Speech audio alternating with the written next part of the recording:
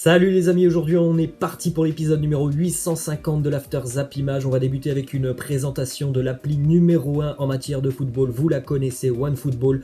Tous les liens sont dans la barre de description. Appli 100% gratuite disponible sur Android et iOS.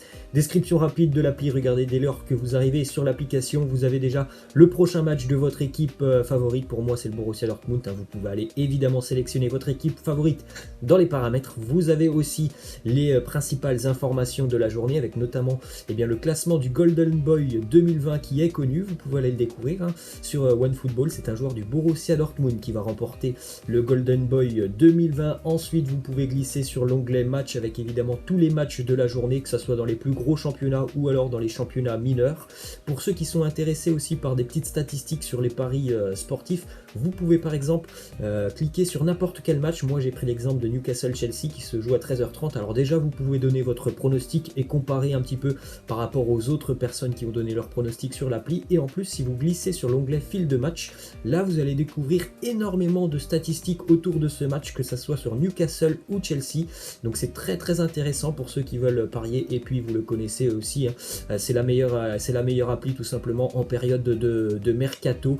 C'est l'appli numéro 1 à avoir. Tous les liens sont dans la barre de description. Nous on poursuit avec cette date. C'était il y a un an jour pour jour, l'arrivée de José Mourinho sur le banc des Spurs de Tottenham. On fait un petit comparatif entre la première année de Pochettino et la première année de Mourinho avec Tottenham. C'est quasiment équivalent, même s'il y a un petit avantage pour José Mourinho qui a gagné plus de matchs et qui en a perdu un petit peu moins que Pochettino.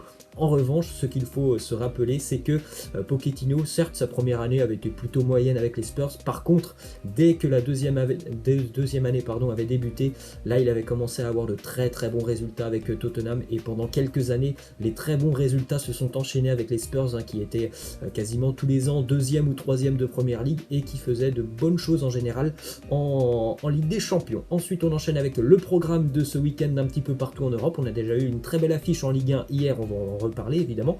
Aujourd'hui 16h15, déplacement périlleux pour le Real Madrid qui se déplace du côté de Villarreal, une équipe très en forme Villarreal. Le Real a beaucoup d'absents, on en reparlera un petit peu plus tard. 18h30, énorme duel aussi pour Tottenham dont on vient de parler. Les Spurs reçoivent Manchester City à 21h, l'énorme duel aussi en Liga entre l'Atlético Madrid et le Barça. Demain, alléchant duel entre Leeds et Arsenal. 20h15, Liverpool avec là aussi beaucoup d'absents reçoit Leicester, et 20h45 en Italie, le Napoli qui reçoit le Milan. On débute évidemment du côté de la Ligue 1 avec le titre Paris qui s'effondre sur le rocher de Monaco. Le PSG menait 2-0 hier à la mi-temps au stade Louis II. Paris s'est complètement effondré en seconde mi-temps avec une deuxième mi-temps catastrophique. Voilà, c'est les mots aussi de Presnel Kimpembe, des joueurs qui n'avaient pas le bon état d'esprit en seconde mi-temps, des joueurs qui vraisemblablement, et moi je le pense, était suffisant hier, et ils se sont dit bon c'est bon, on mène 2-0 à la mi-temps, on n'a pas besoin d'appuyer sur l'accélérateur en seconde mi-temps, on va gérer. C'était pas le cas parce que Monaco est revenu avec de très bonnes intentions en seconde mi-temps. Le PSG l'a payé très cher, ils ont été dominés dans tous les compartiments du jeu en seconde mi-temps. Les buteurs de ce match du côté de Paris, un doublé pour Kylian Mbappé. À noter que le PSG a terminé cette rencontre à 10 après l'expulsion d'Abdou Diallo qui a été catastrophique. Je sais pas ce qu'il a voulu faire sur le troisième but ou sur le penalty qu'il va concéder à Kevin Volland. Faudra m'expliquer quand même ce qu'il a voulu faire, Abdou Diallo. Les buteurs du côté de Monaco, Kevin Volland, très gros match pour l'Allemand, un but aussi pour Fabregas. Il avait livré aussi une passe décisive. Il a un petit peu changé le cours de ce match, Fabregas, dès lors qu'il est entré en seconde mi-temps.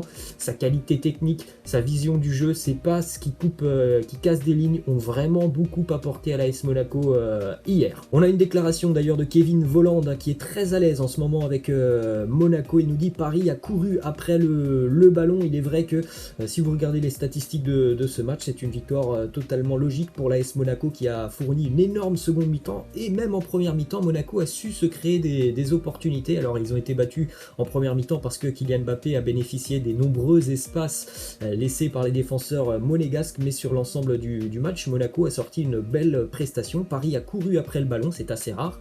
Monaco a eu la possession sur ce match, donc évidemment il y a beaucoup de points négatifs pour le PSG à quelques jours de la finale quasiment de l'année parisienne face à Leipzig.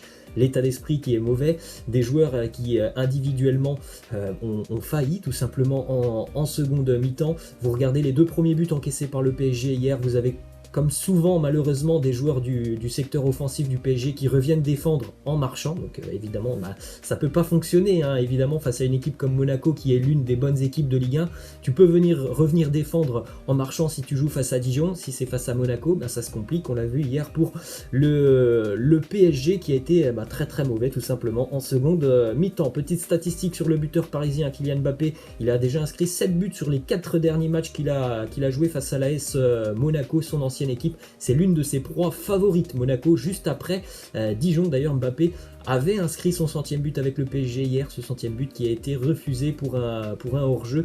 Je n'ai pas compris d'ailleurs pourquoi le but de Moise Kean avait été refusé hier. Je n'ai pas eu l'occasion déjà de revoir les images. Je les ai vues une fois, mais j'ai pas vu où est-ce que Moise Kean avait été signalé hors-jeu. Le PSG qui aurait pu mener 3-0 juste avant la mi-temps.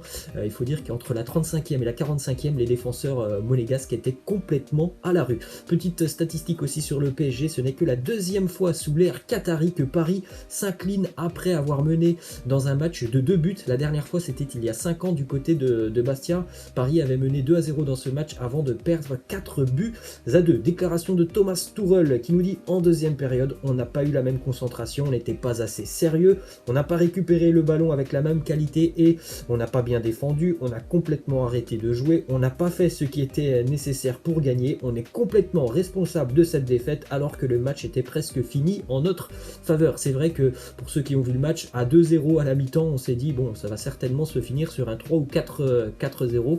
Mal en a pris aux Parisiens qui sont revenus en seconde mi-temps tout simplement avec une trop grande suffisance et certainement qu'ils n'ont pas respecté l'AS Monaco sur la seconde mi-temps. Ensuite, une déclaration de Kylian Mbappé qui a annoncé: on va se remettre en question, on est déjà focus sur le prochain match face à Leipzig. Il a tapé du poing sur la table, hein. Kylian Mbappé, il a annoncé qu'il était énormément déçu parce que Paris aurait dû tuer ce match hier.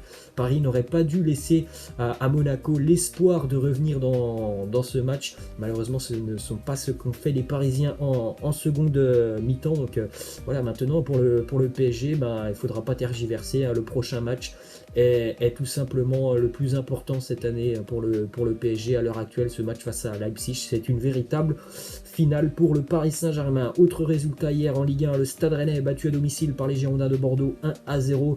Des Bordelais qui s'imposent grâce à un but d'Hatem Ben Arfa, ancien joueur rennais. Ben Arfa qui a posé pas mal de problèmes à la défense rennaise. C'est lui qui vient donc offrir 3 points à Bordeaux qui en avait grandement besoin. Des Bordelais vraiment solidaires hier, ils ont quand même souffert face à Rennes, mais les Rennais ont manqué de justesse dans le dernier geste. Donc les deux équipes qui vont jouer en Ligue des Champions la semaine prochaine ont perdu hier en Ligue 1. Direction l'Espagne maintenant avec plusieurs déclarations de Ronald Koeman sur l'affaire Antoine Griezmann. Léo Messi nous dit: je peux comprendre que Léo se soit énervé après un si long voyage, qu'il soit interrogé sur Antoine. Je pense que c'est un manque de respect, je pense qu'on peut tous comprendre. Messi qui passe 2 très bonnes semaines avec la sélection argentine, ça s'est très bien passé pour lui.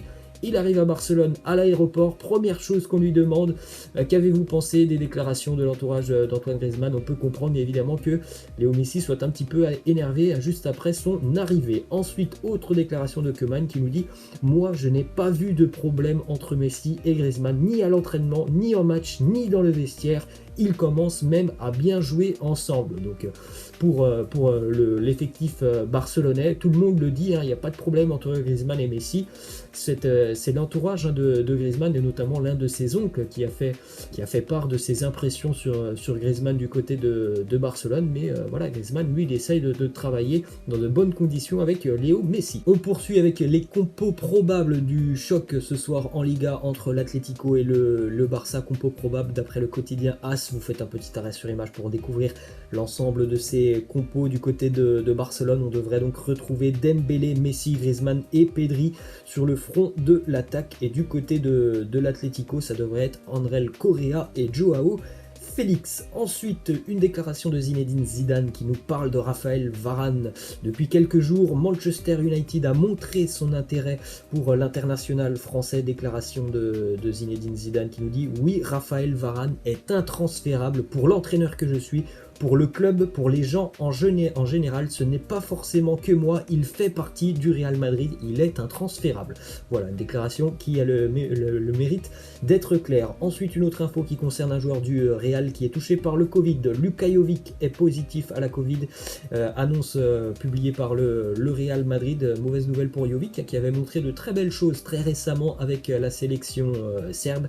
Il va donc évidemment rater le déplacement de ce week-end, de cet après-midi même à Villarreal, et il devrait être absent aussi pour le prochain match en Ligue des Champions. On jette un coup d'œil justement au groupe madrilène qui se déplace à Villarreal cet après-midi. Donc on en a parlé en tout début de vidéo, il y a quand même quelques absents importants du côté de Madrid, on le sait, Sergio Ramos, Casemiro et puis Karim Benzema. Donc on peut parler vraiment de la colonne vertébrale du Real Madrid qui ne sera pas là sur ce match cet après-midi. Alors évidemment il y a encore beaucoup de qualité dans l'effectif madrilène, mais c'est quand même un déplacement périlleux pour les hommes de Zinedine Zidane, et c'est un déplacement important aussi parce que l'on sait que le Real va affronter l'Inter la semaine prochaine en Ligue des Champions, donc ce serait une bonne opportunité de bien préparer ce match. Une petite statistique sur l'Atlético Madrid, mais aussi Cristiano Ronaldo. En 479 matchs dirigés avec l'Atlético, Diego Simeone n'a vu qu'à 4 reprises un joueur adverse planter un triplé à son équipe. Sans grande surprise, à chaque fois c'est le même joueur qui a marqué un triplé face à l'Atlético, c'est Cristiano Ronaldo. C'est le seul joueur qui a marqué un triplé à l'Atlético depuis que Simeone est là. On le savait, hein, Cristiano c'est l'un des bourreaux de l'Atlético. Autre info qui concerne Cristiano Ronaldo, je ne sais pas si vous vous en souvenez, en 2019 la Juve sur la période estivale part faire une préparation du côté de la Corée, et lors d'un match le promoteur avait annoncé que Cristiano serait présent et que Cristiano serait sur le terrain. Les supporters coréens avaient sifflé parce que Ronaldo n'avait pas joué de ce match. Le promoteur qui avait donc garanti la présence de Cristiano sur le terrain vient d'être condamné parce que Ronaldo n'a pas joué ce match. On prend la direction de l'Angleterre avec le programme de la journée. Ça débute à 13h30, Newcastle, Chelsea, Aston Villa aussi face à Brighton, 18h30 Tottenham, Manchester City, et on terminera ce soir avec Manchester United, West Brom. Ensuite une déclaration d'Olivier Giroud sur son futur, il nous dit: je sais ce qu'il en est, on en a encore discuté avec le sélectionneur, il faudra que je prenne une décision au mois de janvier, j'espère prendre la bonne décision comme je l'ai toujours fait. Ensuite cette belle image du côté de l'Angleterre, regardez ces deux immenses stars du football anglais, c'était en 2013 du côté de Leicester, je ne me souvenais même plus qu'Harry Kane avait joué un an du côté de Leicester, donc en 2013, il y a 7 ans, Harry Kane et Jamie Vardy sur le banc de touche de Leicester. Quelques années plus tard, ces deux hommes se retrouvent très régulièrement avec la sélection anglaise. Ensuite, du côté de l'Allemagne, une info qui concerne le Bayern Munich qui reçoit le Werder Bremen cet après-midi. Hansi Flick, l'entraîneur bavarois, a annoncé que Tanguy Kouassi, l'ancien joueur du Paris Saint-Germain, sera dans le groupe pour la réception de Brême cet après-midi. Ça sera une grande première pour l'ex-parisien. Petite image assez sympa aussi, vous allez évidemment le reconnaître, l'enfant qui est en bas de cette image, hein. Je pense que c'est assez simple de le reconnaître avec son regard surtout et son sourire. Erling Haaland avec le maillot de la sélection anglaise. Ensuite on a cette info qui concerne Yves Jean Bart, président de la Fédération haïtienne de football.